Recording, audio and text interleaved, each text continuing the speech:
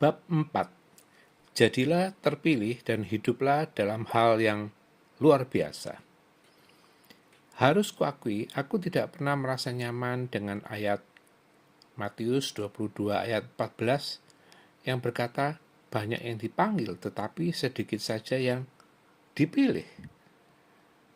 Bagiku, Allah mengasihi semua orang dan ingin memiliki hubungan yang pribadi dengan setiap orang.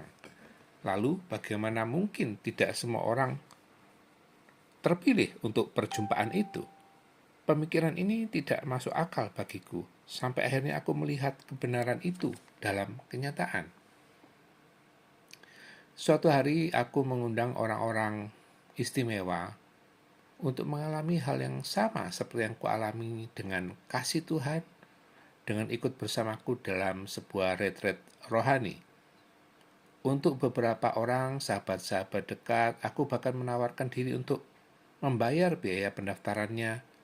Tetapi yang mengejutkan, undangan itu tetap saja ditolak dan itu membuatku terguncang. Namun, dalam kasus yang lain, undangan yang sama justru diterima dengan sukacita dan antusiasme yang besar.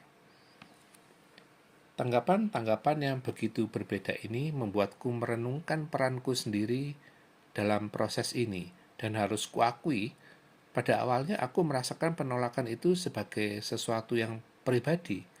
Aku belum mengerti alasannya mengapa sebagian orang ketika dihadapkan pada kesempatan yang sama untuk berjumpa dengan Tuhan, menanggapi dengan penuh sukacita, sementara orang lain membuat begitu banyak kesulitan atau bahkan menolak dengan kata-kata yang menyakitkan untuk didengar.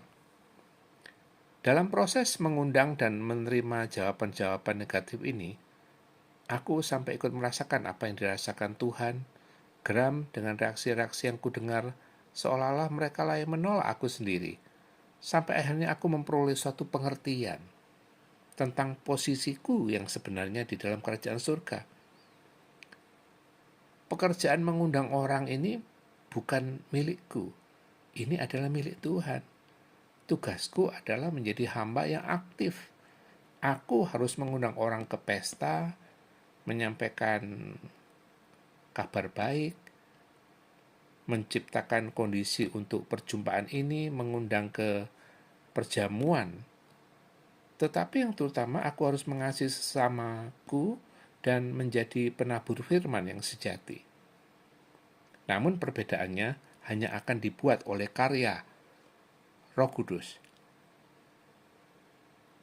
Kini aku mengerti bahwa perjumpaan itu tidak akan terjadi pada setiap orang. Memang ada orang-orang yang terpilih. Mereka adalah orang-orang yang mendengar suara roh dan tidak mengeraskan hati. Mereka inilah yang mengizinkan diri mereka menjalani hal yang luar biasa dan akan menikmati yang terbaik yang telah Tuhan sediakan. Maka akhirnya hatiku menjadi tenang.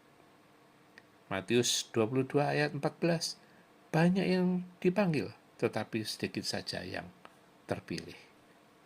Semoga kita menjadi orang-orang yang dipanggil dan juga dipilih oleh Tuhan.